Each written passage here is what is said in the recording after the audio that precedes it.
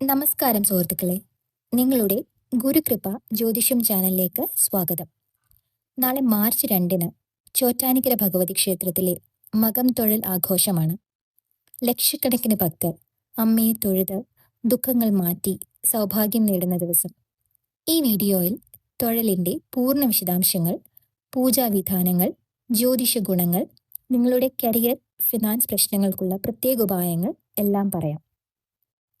അമ്മേ നാരായണ, ദേവി നാരായണ, ലക്ഷ്മി നാരായണ, ഭദ്രേ നാരായണ. ചോറ്റാനിക്കര ദേവിയുടെ ശരണമന്ത്രങ്ങൾ പരിചിതരല്ലാത്ത വിശ്വാസികൾ കാണില്ല. തന്നെ തേടിയെത്തുന്ന വിശ്വാസികളുടെ ഹൃദയദുഃഖങ്ങൾ കേട്ട് പരിഹാരം അരുളുന്ന ദേവിയെ ഒരിക്കലെങ്കിലും ആശ്രയിക്കാത്ത വിശ്വാസികളുണ്ടാകില്ല. ഭക്തരുടെ ആത്മീയദാഹം ശമിപ്പിക്കുന്ന ദേവി എന്നാണ് ഈ ക്ഷേത്രത്തെ പൊതുവെ വിശേഷിപ്പിക്കുന്നത് തന്നെ. ഇവിടെ ദർശനം നടത്തിയാൽ ഗുണങ്ങൾ പലതുണ്ടെന്നാണ് വിശ്വാസം. കേരളത്തിലെ ഏറ്റവും പ്രധാനപ്പെട്ട ഒരു ഭഗവതി ക്ഷേത്രമാണ് ചോറ്റാനിക്കര ശ്രീ ഭഗവതി ക്ഷേത്രം. ചോറ്റാനിക്കര അമ്മ എന്നറിയപ്പെടുന്ന ഇവിടുത്തെ ഭഗവതിയെ മഹാവിഷ്ണുവിനൊപ്പമാണ് ഈ ക്ഷേത്രത്തിൽ പ്രതിഷ്ഠിച്ചിരിക്കുന്നത്. കുംഭമാസത്തിലെ മകം നക്ഷത്രവും പൗർണമിയും കൂടിയ ദിവസം നടക്കുന്ന മകം തൊഴൽ ഇവിടുത്തെ വലിയ ചടങ്ങാണ്. വ്യത്യസ്ത ഭാവങ്ങളിൽ ദേവി ഇവിടെ പ്രത്യക്ഷപ്പെടുന്നതിനാൽ അമ്മയെ രാജരാജേശ്വരി സങ്കല്പത്തിലാണ് ഇവിടെ ആരാധിക്കുന്നത്. കേരളത്തിൽ ഏറ്റവും അധികം തീർത്ഥാടകർ എത്തിച്ചേരുന്ന ക്ഷേത്രങ്ങളിലൊന്നും ഇത് തന്നെയാണ്. മകം നക്ഷത്രം ദേവിയുടെ അനുഗ്രഹം ഏറ്റവും ശക്തമായി പ്രകടമാകുന്ന നാളായി പുരാണ ജ്യോതിഷ ഗ്രന്ഥങ്ങളിൽ പോലും പരാമർശിച്ചിട്ടുണ്ട്. കേരളത്തിൽ ദേവി ആരാധനയുടെ ഹൃദയ കേന്ദ്രങ്ങളിലൊന്നാണ് ചോറ്റാനിക്കര ഭഗവതി ക്ഷേത്രം. ഈ ദിവസം അമ്മയെ സ്മരിച്ചാൽ അമ്മയുടെ ശക്തി മനസ്സിലും ജീവിതത്തിലും അനുഭവിക്കാൻ കഴിയുമെന്നാണ് ആചാര്യന്മാരുടെ അഭിപ്രായം. മകം നക്ഷത്രം രാജയോഗ നക്ഷത്രങ്ങളിൽ ഒന്നായി കണക്കാക്കപ്പെടുന്നു.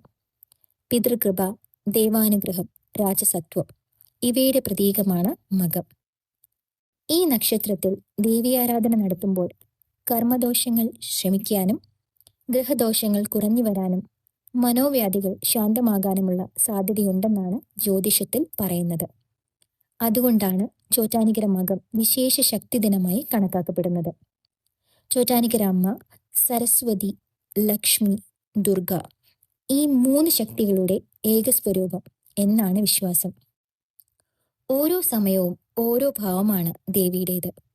പ്രഭാതത്തിൽ വെള്ള വസ്ത്രത്തിൽ പൊതിഞ്ഞ് വിദ്യാഭഗവതിയായ സരസ്വതിയായും, ഉച്ചയ്ക്ക് ചുവന്ന വസ്ത്രത്തിൽ പൊതിഞ്ഞ് ഭദ്രകാളിയായും, വൈകുന്നേരം നീല വസ്ത്രത്തിൽ പൊതിഞ്ഞ് ദുഃഖനാശിനിയായ ദുർഗാദേവിയായും, ഒപ്പം മഹാലക്ഷ്മിയായും ശ്രീ പാർവതിയായും ആണ് ദേവിയുടെ 5 അവതാരങ്ങൾ. അതിനാൽ ജ്ഞാനം, ധനം, സംരക്ഷണം എല്ലാം ഒരുമിച്ച് പ്രാർത്ഥിക്കാവുന്ന ക്ഷേത്രമാണിത്. മേൽക്കാവ്, കീഴ്ക്കാവ് എന്നീ 2 ക്ഷേത്രങ്ങൾ ചേരുന്നതാണ് ചോറ്റാനിക്കര ദേവീക്ഷേത്രം. ഇതിൽ പ്രധാനപ്പെട്ടത് മേൽക്കാവാണ്. മേൽക്കാവിലാണ് ഭഗവതിയെ പ്രതിഷ്ഠിച്ചിരിക്കുന്നത്. ഒപ്പം മഹാവിഷ്ണുവിന്റെ സാന്നിധ്യവും ഇവിടെ കാണാം. മേൽക്കാവിന് താഴെയാണ് കീഴ്ക്കാവ് സ്ഥിതി ചെയ്യുന്നത്. പരാശക്തിയുടെ ഉഗ്രഭാവമായ ഭദ്രകാളിയാണ് ഇവിടുത്തെ പ്രതിഷ്ഠ. കീഴ്ക്കാവിലമ്മ എന്നാണ് ഇവിടുത്തെ ദേവി അറിയപ്പെടുന്നത്. ഗുരുതി പൂജയാണ് കീഴ്ക്കാവിലെ പ്രത്യേകത. വിദ്യാദേവതയായ സരസ്വതിക്ക് കേരളത്തിൽ ഒരു ക്ഷേത്രം പോലുമില്ല എന്ന ദുഃഖത്തിൽ ശങ്കരാചാര്യർ മൂകാംബികയിലെത്തി പ്രാർത്ഥിച്ചു. പ്രാർത്ഥനയിൽ മനസ്സിലിഞ്ഞ ദേവി വഴിയിൽ തിരിഞ്ഞു നോക്കരുതെന്ന ഉറപ്പിൽ ശങ്കരാചാര്യരോടൊപ്പം കേരളത്തിലേക്ക് യാത്ര തിരിച്ചു. തിരിഞ്ഞു നോക്കിയാൽ താൻ അപ്രത്യക്ഷയാകും എന്നതായിരുന്നു ദേവി പറഞ്ഞിരുന്നത്. എന്നാൽ വഴിയിൽ ഒരിടത്ത് വെച്ച് ദേവിയുടെ കാൽപാദത്തിന്റെ സ്വരം കേൾക്കാതെ വന്നപ്പോൾ തിരിഞ്ഞു നോക്കുകയും ഉടൻ തന്നെ ദേവി അപ്രത്യക്ഷയാവുകയും ചെയ്തു. പിന്നീട് വീണ്ടും പ്രാർത്ഥിച്ച് ശങ്കരാചാര്യരുടെ മുന്നിൽ ദേവി പ്രത്യക്ഷപ്പെട്ട് തനിക്ക് വരാൻ കഴിയില്ലെന്നും നിർബന്ധമാണെങ്കിൽ ശങ്കരാചാര്യർ ആഗ്രഹിക്കുന്ന സ്ഥലത്ത് കുടികൊള്ളാമെന്നും അറിയിച്ചു. അങ്ങനെയാണ് ഇവിടെ ദേവിയുടെ സാന്നിധ്യം വന്നതെന്നാണ് വിശ്വാസം. ശങ്കരാചാര്യർ മൂകാംബിക ദേവിയുടെ ജ്യോതി ആനയിച്ചു കൊണ്ടുവന്ന സ്ഥലം എന്ന അർത്ഥത്തിൽ ജ്യോതി ആനയിച്ച കര എന്ന സ്ഥലത്തിന് പിന്നീട് പേര് വന്നു. അതാണ് പിന്നീട് ചോറ്റാനിക്കരയായത് എന്നാണ് കരുതപ്പെടുന്നത്.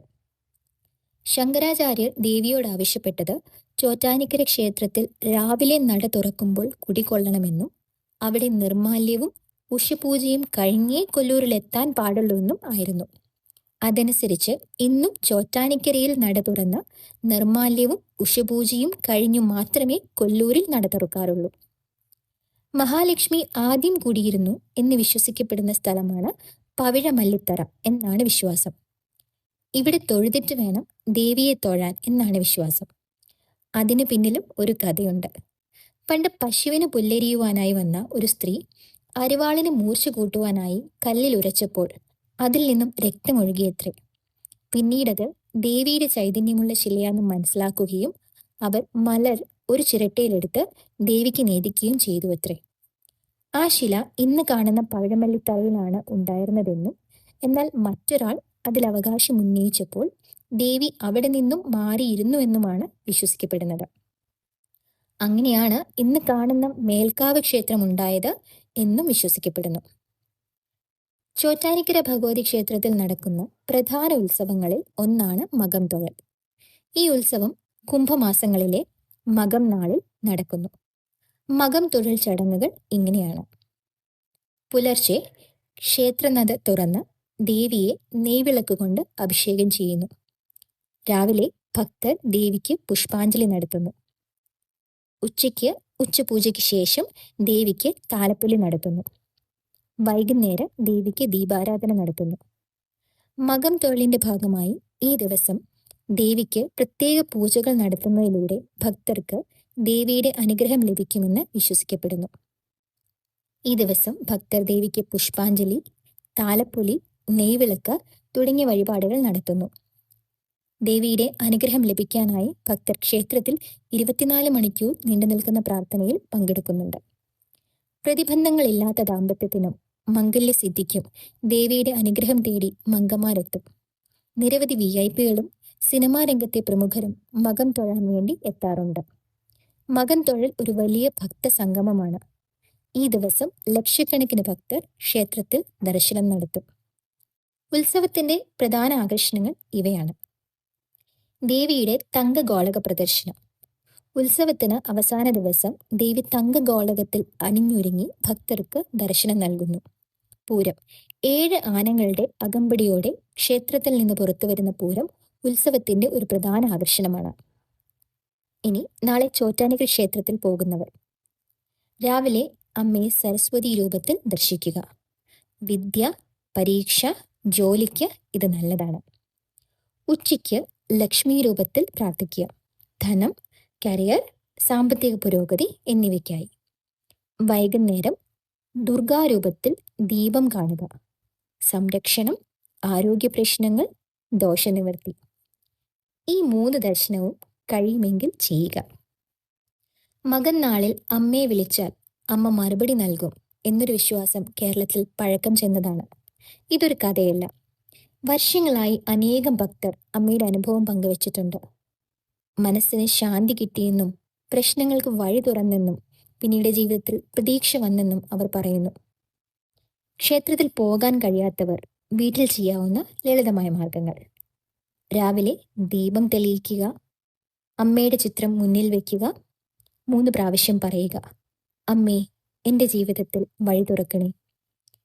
കഴിയുമെങ്കിൽ ദുർഗാസ്തുതി അല്ലെങ്കിൽ ലളിതാ സഹസ്രനാമം കേൾക്കുക. വലിയ പൂജ വേണ്ട, വിശ്വാസമുള്ള മനസ്സ് മാത്രം മതി. സത്യമായ വിശ്വാസം മാത്രം മതിയെന്നാണ് ശാസ്ത്രങ്ങളും ആചാര്യന്മാരും പറയുന്നത്. ദേവി ആരാധനയിൽ ഒരു സത്യമുണ്ട്. മകൻ ദിവസത്തിൽ അമ്മയോട് വിനയത്തോടെ പ്രാർത്ഥിക്കാവുന്ന കാര്യങ്ങൾ: ജോലിയില്ലെങ്കിൽ അമ്മേ എൻ്റെ കഴിവിനും വിധിക്കുമൊത്തൊരു തൊഴിൽ എനിക്ക് അനുഗ്രഹിക്കണമേ. എൻ്റെ ജീവിതത്തിന് സ്ഥിരതയും ആത്മവിശ്വാസവും നൽകണമേ. കരിയറിൽ തടസ്സങ്ങളുണ്ടെങ്കിൽ അമ്മേ ഞാൻ ചെയ്യുന്ന പരിശ്രമങ്ങൾ നിന്റെ കൃപയാൽ സഫലമാകട്ടെ. എനിക്ക് ശരിയായ വഴികൾ തുറന്നു കാണിച്ചു തരണമേ. ആരോഗ്യ പ്രശ്നങ്ങളുണ്ടെങ്കിൽ അമ്മേ എൻ്റെ ശരീരത്തിനും മനസ്സിനും ശക്തിയും സമാധാനവും നൽകണമേ. നിന്റെ കരുണ കൊണ്ട് ഈ വേദനകൾ കുറയട്ടെ. കുടുംബ പ്രശ്നങ്ങളുണ്ടെങ്കിൽ അമ്മേ ഞങ്ങളുടെ വീട്ടിൽ ഐക്യവും സ്നേഹവും നിറയട്ടെ. എല്ലാ മനസ്സുകളും ശാന്തമാകാൻ അനുഗ്രഹിക്കണമേ. വിവാഹം വൈകുന്നവർക്ക് എനിക്ക് അനുയോജ്യമായ ബന്ധം തന്നെ നീ ഒരുക്കി തരണമേ. ജീവിത പങ്കാളിയായി നല്ല മനസ്സുള്ള ഒരാളെ അനുഗ്രഹിക്കണമേ. അമ്മയോട് ചോദിക്കുമ്പോൾ വാക്കുകൾ വേണ്ട, വിശ്വാസം മാത്രം മതിയെന്നാണ് ഭക്തർ പറയുന്നത്. പ്രാർത്ഥന സത്യമായാൽ അമ്മയുടെ അനുഗ്രഹം ലഭിക്കാതെ പോകില്ല. ചോറ്റാനിക്കര അമ്മയെപ്പറ്റി ഒരു വിശ്വാസമുണ്ട്. അമ്മ നമുക്ക് ചോദിച്ചതല്ല നൽകുന്നത്, നമുക്ക് വേണ്ടത് തന്നെയാണ് നൽകുന്നത്. അതുകൊണ്ട് പ്രാർത്ഥനയിൽ വിശ്വാസവും സമർപ്പണവും ഉണ്ടാകണം. അമ്മയെ സ്മരിക്കൂ, അമ്മയുടെ നാമം വിളിക്കൂ. ഈ വീഡിയോ കാണുന്ന എല്ലാവർക്കും ചോറ്റാനിക്കര അമ്മയുടെ അനുഗ്രഹം ഉണ്ടാവട്ടെ. അമ്മേ നാരായണ, ദേവി നാരായണ.